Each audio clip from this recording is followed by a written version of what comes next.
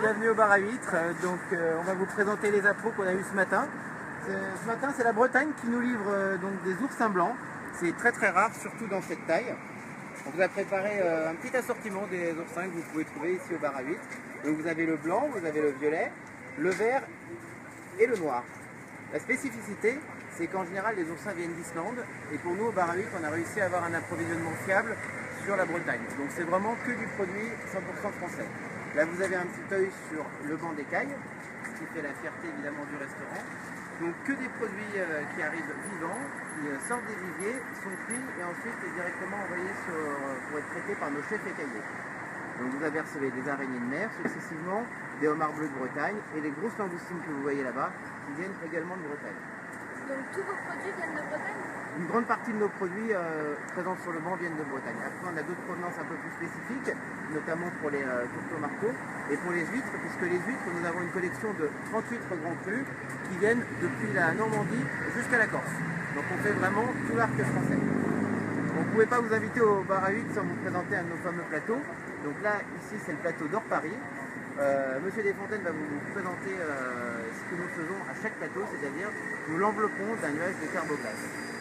Voilà. Qu'est-ce que c'est qu'un nuage de carboglace? Alors en fait, c'est la signature du bar à huîtres. Vous avez des bâtons de carboglace qui sont dans le shaker. On rajoute par-dessus de l'eau chaude. Et après, effectivement, le nuage se vaporise. Et quand on amène ça dans la salle, ça fait tout de suite un effet assez fantastique qui nous rappelle à la fois la fraîcheur et le petit côté qu'on aime bien donner très attiré à ce lieu emblématique.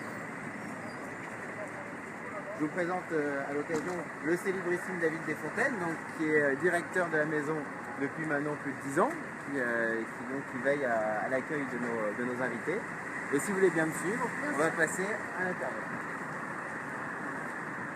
Le bar à huîtres, chez nous, c'est un peu comme une grande famille. Donc vous avez, à chacune de vos venues, vous aurez toujours David pour vous accueillir. Et surtout, vous avez le sourire de la maison, Cathy, notre hôtesse, qui s'occupe donc du placement des tables. Vous avez donc un placement qui est fait par informatique pour répartir les tables au mieux. Ici, vous avez notre fameuse cave à vin, qui a été primée au Wine Spectator, puisqu'on a l'une des plus grandes cartes de vin au monde. Et je vous réserverai tout à l'heure un petit interview avec notre sommelier, Maxime Marot. Faisons un petit tour en salle. Ce que vous observez ici, c'est des roussettes. Nous avons des poissons vivants dans nos viviers. Les roussettes, c'est pour l'animation. Vous apercevez ici également une anguille. Et ce que je vous disais tout à l'heure, l'ensemble des produits est vivant. C'est ce qui nous différencie de nos concurrents. Ici, tout est traité en vivier, passe en cuisine et est directement amené dans l'assiette des clients. Je vous ai préparé notre mascotte. Notre mascotte, la mascotte du bar à huîtres, c'est le fameux King Crab. Celui-ci s'appelle Georges, donc toujours bien vivant. Il a été réservé pour ce soir. Donc faites un petit coucou à Georges parce que malheureusement ce soir il ne sera plus là. On a donc une table de clients russes qui nous ont demandé de l'avoir spécifiquement. Encore une fois, produit vivant, il a son vivier pour lui tout seul, comme ça il est heureux. Je vais vous inviter à découvrir notre actu du mois. Tous les mois, au bar à huîtres, en fait, on a des actualités. Et ce mois-ci, c'est les cocktails moléculaires. Donc, je vous présente, bonjour Maxime, Maxime Marot, le fameux chef sommelier exécutif du groupe, qui vous a préparé deux de nos best-sellers. Donc, le Clamato ici et l'Oyster Ginger Shot. Maxime, là, on est sur une base de Bloody Mary, donc revisité, avec donc une base de Clamato, c'est un jus de tomate avec le côté crustacé iodé qui vient se rajouter. Donc vous avez ici une palourde, vous avez donc une branche de céleri et le Bloody Mary. Donc en dessous on est une base de coquille d'araignée. Voilà. Donc pour le Bloody Mary, très, très simple, très agréable. Et ici vous êtes sur un oyster shot, donc on a une base de gingembre, citron, on va venir flamber l'avocat, je vais vous montrer, et on fait comme un shot. Donc on prend tout d'un coup, en une fois. On a toutes les saveurs qui se mélangent, c'est assez intéressant. Donc, alors, notre signature, je vais m'occuper de la carboglace, notre signature à l'envoi, comme vous le savez, c'est toujours ce fameux nuage d'azote. Donc juste avant de le servir au client, ça c'est le petit secret, vous observez le bâton de carboglace, hop, et là tout de suite ça devient magique. Et on fait le même procédé pour le ginger shot aussi. Doublé de la fameuse vodka. En l'occurrence, En l'occurrence, donc on va pas le faire là, mais enfin c'est pour vous l'expliquer. On met juste un léger trait de vodka, ça permet à l'huile de se rétracter et on arrive sur un contraste chaud-froid qui est hyper sympa. Je vous invite à découvrir le backstage du bar à huîtres, c'est-à-dire les fameuses cuisines. Là cette fois c'est Rémi Robert qui va s'occuper de vous. Rémi Robert va s'occuper de vous. Allez son chef. Monsieur Robert, le chef exécutif du groupe qui est là pour vous accueillir et qui va donc vous présenter les coulisses du bar à huîtres. Je vous abandonne, je vous souhaite une excellente journée. Merci de la visite. En fait.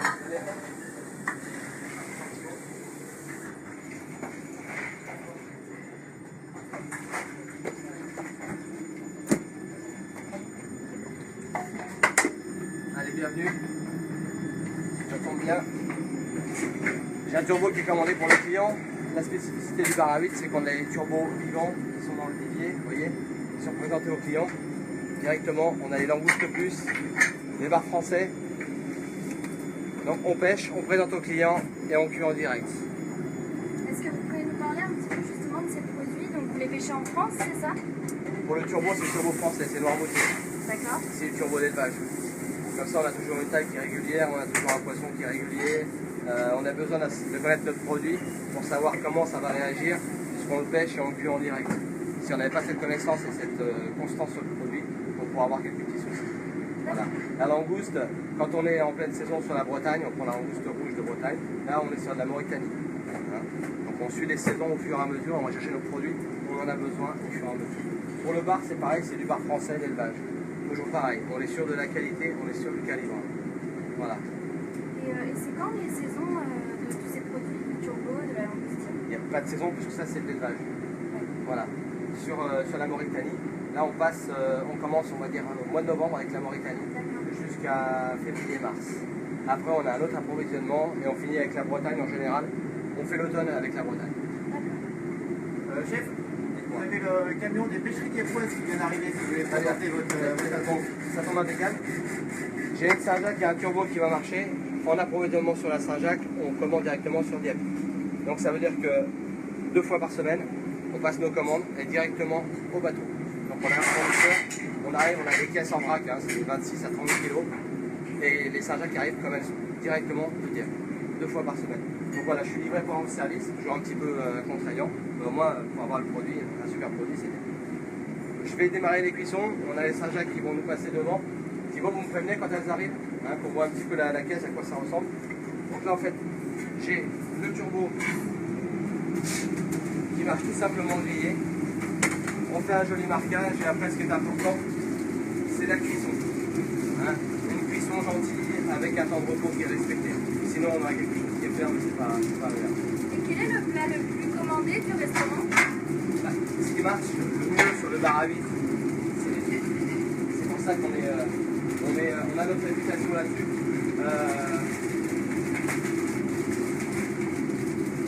On est sur le territoire français les seuls restaurants qui peuvent proposer autant de catégories de huîtres. Et en plus de ça, on suit les saisons.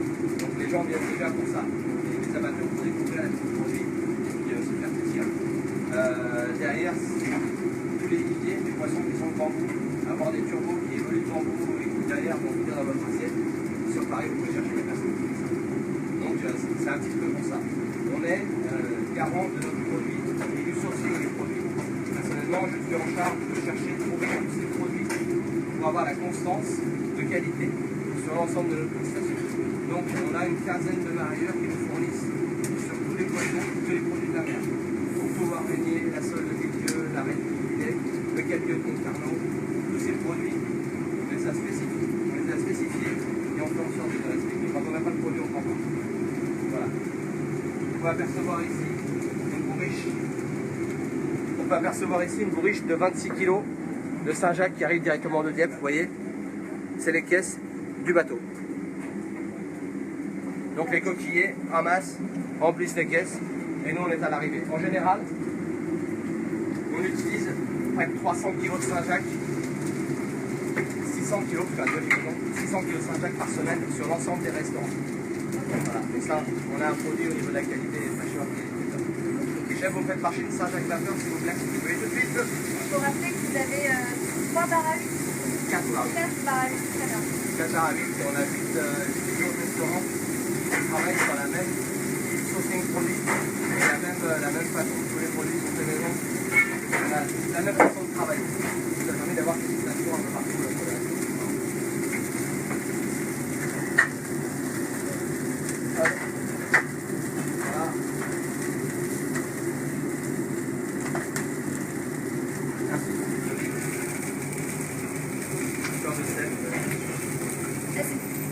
Est-ce que vous pouvez nous parler un petit peu de ce que vous avez mis en dessous et ce que vous avez mis dessus? En fait, j'ai mis du fenouil.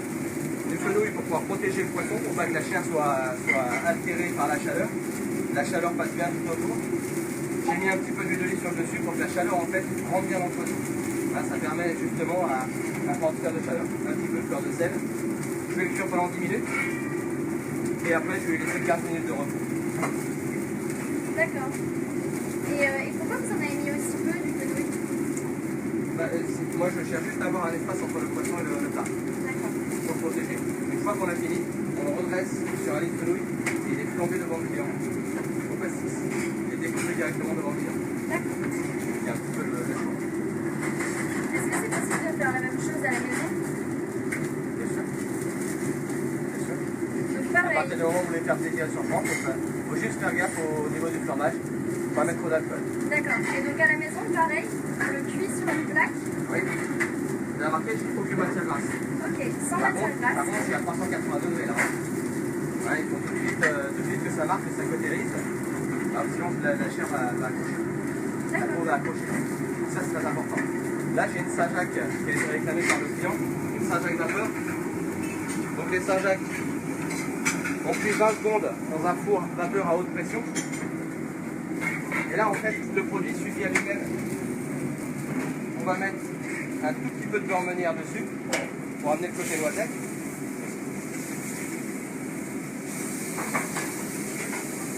Un petit peu de beurre de sel et le plat il est prêt.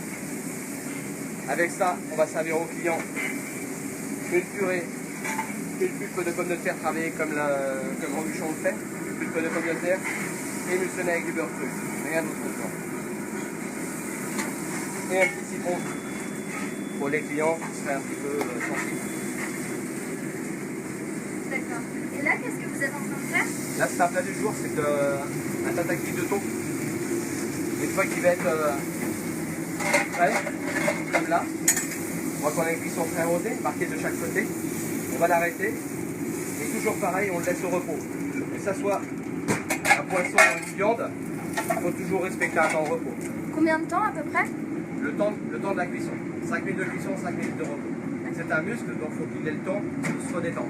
Parce que si vous le tranchez tout de suite, il perd tout son jus. Donc que ce soit le thon, que ce soit la viande, c'est exactement pareil. Vous allez avoir quelque chose qui va être dans l'assiette, qui va être agréable. Et en plus au niveau de la mâche, ça ne sera pas agréable non plus. Puisque vous aurez perdu toutes les saveurs. D'accord. Et là, qu'est-ce que vous allez mettre dessus après?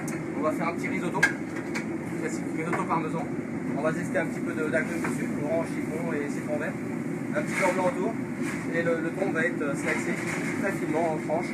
On ne le recuit pas plus, hein. Il va sortir comme ça, rosé. Très bien. Puisque la spécialité ici, c'est les huîtres, est-ce qu'on peut aller voir Avec plaisir.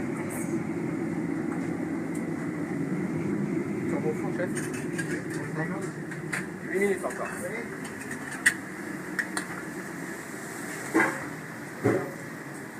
Allez, je vous emmène. Par ici. Pardon, monsieur.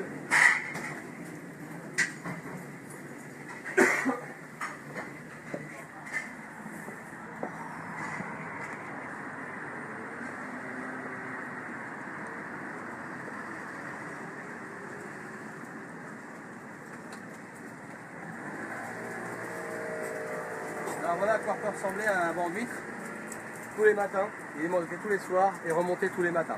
Dans toute la structure en glace, on a toutes les pièces rouges, hein, les homards, les araignées, les tourteaux, les langoustines, comme vous pouvez voir des langoustines qui sont de belle taille, c'est une langoustine 4-7, c'est-à-dire 4-7 pièces au kilo, c'est une langoustine qui fait presque 200 grammes. On a presque 8 tonnes utilisées que pour 4 barres à 8 par an, ça veut dire que la production est spécifiée pour nous. Après, on a toutes les collections d'huîtres, de la plus petite à la plus grosse. Regardez, voilà. Vous avez ici la spécificité du bar à huîtres, c'est qu'on peut avoir toutes les tailles. On a 3 approvisionnements par semaine pour tout ce qui est produit marin. On va recevoir demain une huître qui est la numéro 7. Numéro 7, c'est une huître qui est comme ça. C'est la plus petite. En France, vous ne trouvez pas plus petit. Ça s'appelle l'huître noisette, numéro 7. Et après, on monte comme ça dans les tailles. Donc vous pouvez voir ici, ça c'est le numéro 5, ce qu'on appelle généralement la papillon. Et ça après, c'est les XXL. Ça c'est une Pratartoum. La différence, ici on est sur une huître creuse, et là c'est une huître plate. Auparavant, on appelait ça la belon. C'est complètement différent d'une huître. C'est vraiment pour les amateurs. Et est-ce que le goût est différent? Complètement. Toutes les huîtres, et en plus pour les bars à huîtres, puisque nous on est huîtres grand cru, il faut savoir que l'huître grand cru dans les bars à huîtres, ça veut dire que la volonté de nos restaurants, c'est de proposer des huîtres du terroir français. Donc on a été chercher des ostréiculteurs, on a regardé comment ils travaillaient, on les a suivis sur plusieurs années, des fois, pour pouvoir arriver à quelque chose qui nous convenait. Et on les a fait rentrer dans notre gamme. Et c'est pour ça que c'est très sélectif, avoir 18 à 30 pièces d'huîtres sur un bar à huîtres. Il y a un gros travail de fond et surtout de constance derrière. Donc oui, elles ont toutes un goût différent. Vous goûtez une huître d'Isigny par exemple et vous goûtez une huître Tarbouillège de Méditerranée, de toute façon elle sera différente. Et après, ça dépend de l'huître, une fine ou une spéciale, le taux de chair, comment elles sont manipulées. D'accord. Et est-ce que vous auriez une technique assez rapide et facile à nous apprendre pour... Non, rapide et facile. Non, je vais essayer. Est-ce que tu vas voir un peu ça, par exemple ?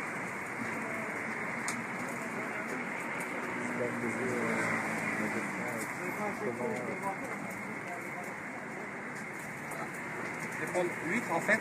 Quand vous la placez comme ça dans la main, votre majeur vous indique l'endroit où il va falloir mettre le couteau. Alors le couteau, on évite de prendre des couteaux avec les protections, ça sert à rien. Un couteau comme ça, c'est très bien. Pas besoin qu'il soit non plus affûté, hein, parce qu'il faut faire attention aux doigts. Et en fait, vous protégez votre éventuellement une glissade, hein, d'accord? Donc vous mettez votre doigt comme ça ici pour venir arrêter. Vous venez vous placer ici.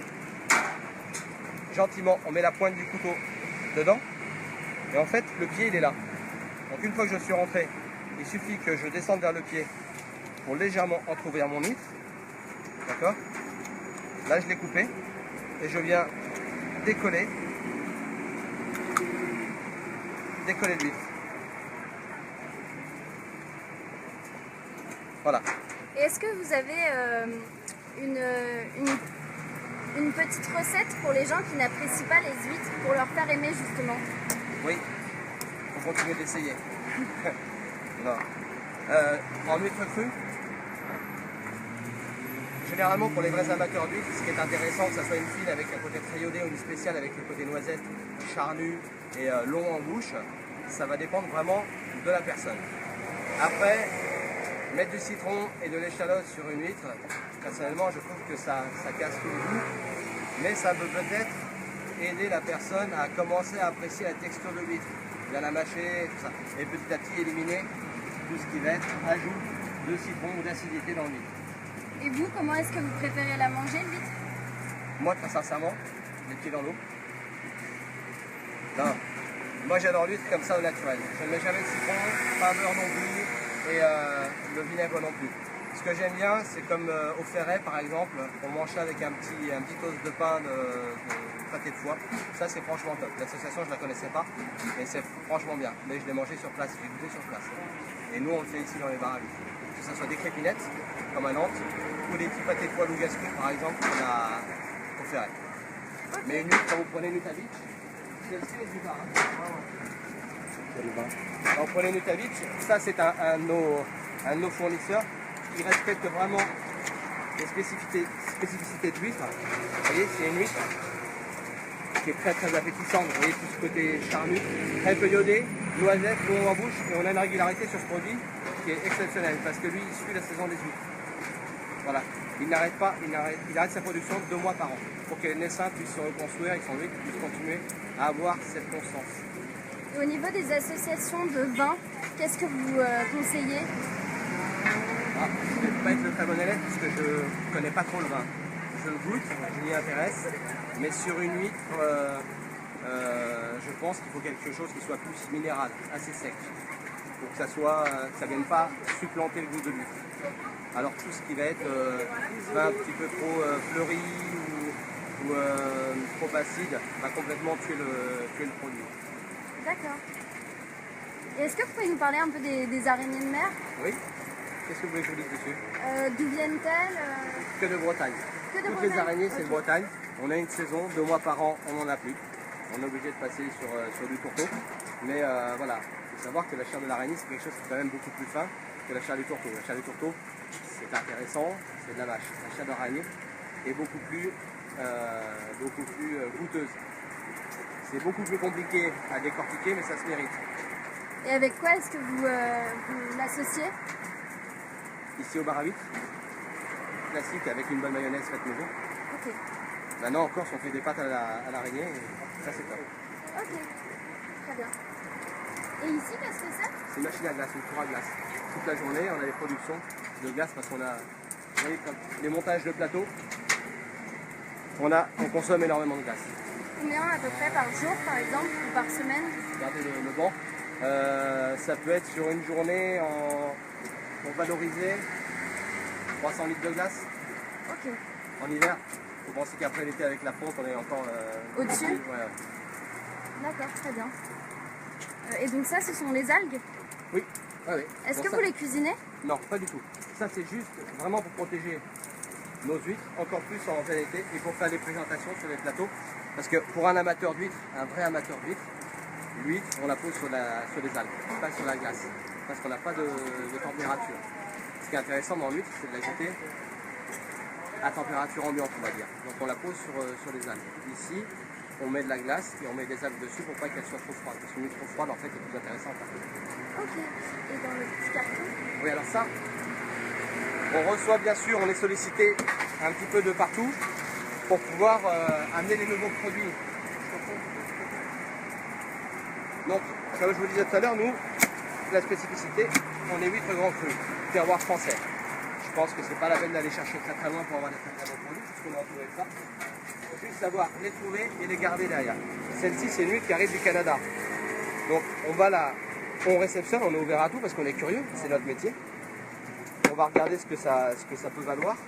C'est pas une huître qui sera exploitée sur les bars à huîtres, mais au moins pour nos connaissances personnelles. Et si un jour on était amené à vouloir faire quelque chose de spécifique, un clin d'œil, un thème sur 15 jours sur l'huître du Canada, on pourrait voir ce que c'est.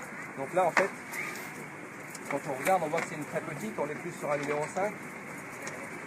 Il n'y a pas beaucoup de régularité. Maintenant, on va voir ce que ça donne en taux de chair, parce que moi, l'huître canadienne, très sincèrement, je ne connais pas du tout. Je vais essayer de pas me baisser.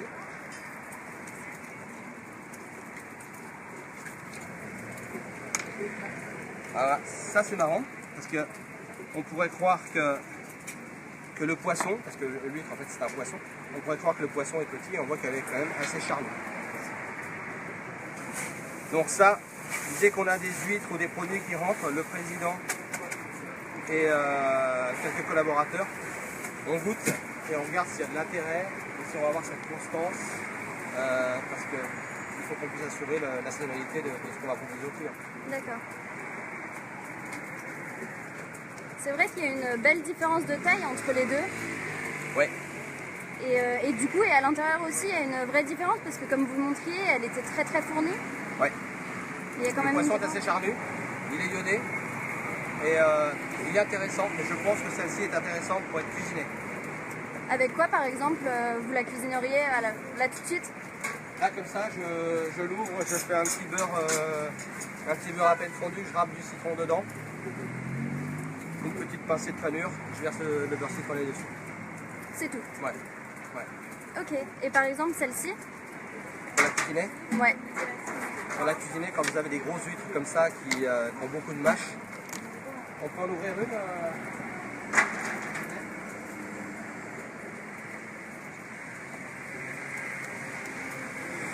Le mieux c'est de les faire sous un grill, on va dire. Donc gratiner avec quelque chose comme une sauce crème. Si on est très très gourmand, il faut encore un peu froid. On fait une sauce à chardonnay réduit, de la crème. On verse sur l'huître, on passe à l'amande 2 minutes. Voilà. On a quelque chose qui pourra être gourmand. Il faut savoir qu'ici au bar à huîtres, on est un des seuls restaurants sur Paris qui fait des huîtres flambées. Donc dans une casserole en cuivre, on met un peu de fenouil, on met nos huîtres et on les cuit comme ça au chalumeau. Et ça c'est quelque chose qui est très intéressant parce que vous avez un goût brisé de l'huître et une texture qui est surprenante et vraiment très intéressante gustativement. D'accord. Et bah écoutez chef, merci beaucoup de nous avoir reçus, on va vous laisser travailler. Avec plaisir. Et puis on vous souhaite une très bonne journée. Merci à vous. Au revoir.